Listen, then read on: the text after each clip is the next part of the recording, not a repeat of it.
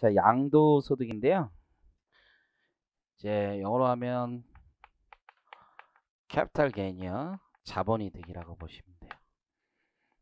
이게 이제 양도소득이에요. 양도소득. 자, 우리가 이전에도 봤듯이 모든 종류의 자산을 양도했다고 양도소득세를 내는 건 아니에요.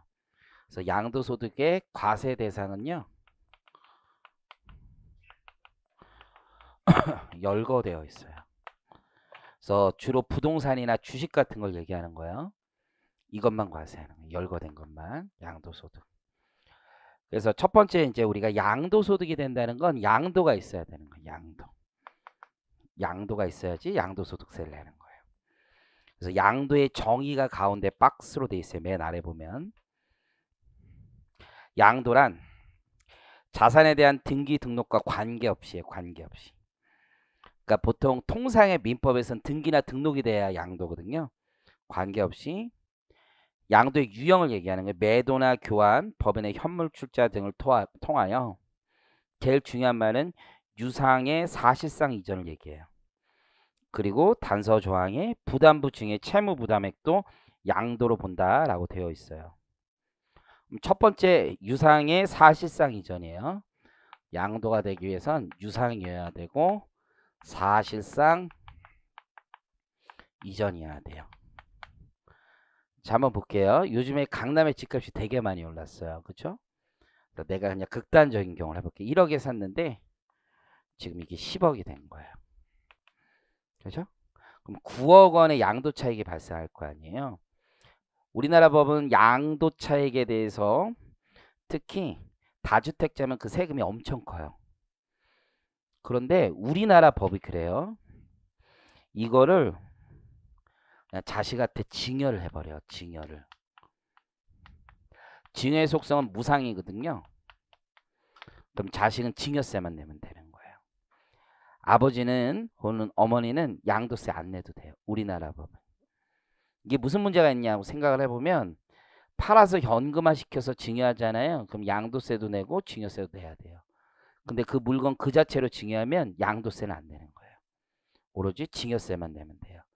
그래서 작년, 재작년에 우리나라에 징여가 정말 많았어요. 다주택자들이 자녀한테 그냥 징여하고 징여세만 내버리는 거예요. 이해하시겠죠? 가격이 오르면 징여세가 좀 올라가겠죠? 무섭지 않아요. 차라리 양도세 내고 징여세 내는 것보단 훨씬 더 싸요. 그래서 첫 번째 유상 이전이에요. 이해하시겠죠? 그래서 무상의 이전은 양도세를 내지 않아요. 그래서 나라마다 다른데요. 우리나라가 그래요. 우리나라가. 그래서 오른쪽 첫 번째 양가로 1번에 유상 이전이 있죠. 그래서 우리나라에서는 무상 이전은 과세하지 않더라. 자, 두 번째는요. 사실상 이전이 돼야 되잖아요. 그럼 사실상 이전은 뭐냐? 자, 정의에서 이미 있었어요. 등기 등록에 관계없이. 자, 사실상 이전은 사실상 이전되면 된다는 거예요. 굉장히 어려운 말이에요. 근데 볼게요. 자, 계약금을 받고요. 중도금을 받고 잔금 받았잖아요. 그럼 이전된 거예요. 등기 등록에 관계없이. 왜냐하면 등기를 안 찍어서는 양도가 안 됐다고 주장할 수 있잖아요. 그런 거 안 된다는 거예요. 잔금 받으면 넘겨진다는 얘기예요. 가장 이 사실상 이전을 잘 보여주는 사례는 이건데요. 자, 볼게요. 갑이 있어요. 을이 있어요. 병이 있어요. 갑이 을에게 넘겼어요. 그 다음에 을이 병에게 넘겨요. 대신에 을은 등기 안 쳤어요. 지금 상황 이해하시겠죠? 이런 걸 좀 어려운 말로 중간 생략 등기라고 해요. 시골에 가면 땅 이렇게 많이 팔아요. 갑이 농사 짓는 아저씨예요. 나 이 땅 하나 팔아줘. 공인중개사 아저씨한테 얘기를 해요. 공인중개사 아저씨가 이렇게 얘기해요. 얼마 받으면 돼요? 20억이면 돼. 자, 을이 병에게 가요. 땅 좋은 거 나왔어. 얼마인데? 30억이야. 중간에 10억 먹는 거예요. 불법이에요. 하지만 해요. 걸리면 어떻게 됐냐? 이 사람은 20억에 사서 30억에 판 거예요. 등기 등록한 바 없죠. 하지만 자신이 사실상 취득하여 넘긴 거예요. 이런 게 사실상 이전이에요. 이해하시겠죠? 그래서 등기 등록하지 않아도 사실상 이전되면 양도한 것으로 본다. 소유권을 실질적으로 자기가 취득했었다. 등기하지 않았어도 그게 사실상 이전의 가장 중요한 원칙이고요. 이것은 우리 세법에서 실질과세 원칙이라고 하고 실질과세 원칙이 아주 잘 적용된 예라고 보시면 됩니다. 자, 부담부 증여도 양도로 보겠다라는 말이 있어요. 자, 한번 볼게요. 보통 부동산을 거래할 때 이렇게 많이 한다고요? 자, 부동산 가격이 10억짜리예요. 그렇죠? 근데 차입금을 승계하는 거야, 보통. 차입금 6억이 있고, 그죠? 그러면 이 사람이 승계를 한다고, 승계를. 그러면 이 사람은 잘 보세요.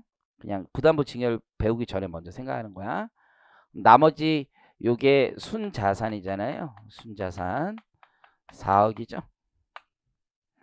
그러면 매수인은 차입금 승계하고 4억만 지급하겠죠. 이때 양도가액은 얼마가 되나요?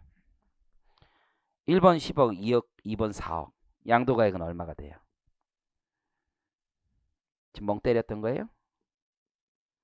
10억이죠. 10억.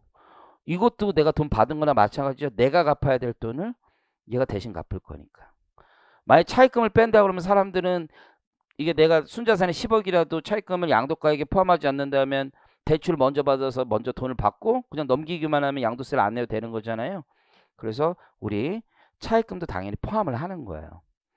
근데 이제 아버지가 아들한테 주는데 이렇게 얘기하는 거야. 내 너에게 증여하마. 네가 가져가라. 이 10억짜리 내가 증여하마. 아주 좋았죠. 근데 아버지가 얘기하는 거예요. 빚은 그것도 증여하마. 그렇죠? 빚도 네가 떠안아라. 라고 할 수 있죠. 그럼 아들은 돈을 4억을 주진 않았지만 6억은 떠안은 거죠. 그럼 6억 부분은 뭐가 되는 거예요? 양도가 되는 거예요. 아버지가 양도소득세 내고 자식은 얼마? 4억 있죠? 4억. 4억만 증여받은 거예요. 이런 형태를 우리가 부담부 증여라고 해요. 부담을 띤 증여라는 뜻이고요. 요걸 파란색을 보시면 증여 가액 중 채무 인수에게 해당하는 부분은 양도로 보겠다는 뜻이에요. 채무 인수 부분은 양도가 된다. 이해하셨죠? 자, 넘겨요. 그 사례는 읽어보시면 똑같은 얘기고 양도의 시기예요. 양도 시기. 자, 여기 보세요. 자, 우리 사실상 이전이 되기 때문에 대금청산, 잔금청산하면 양도된 거예요. 원칙이 그래요. 그런데 국가가 그걸 일일이 뜯어볼 수는 없어요.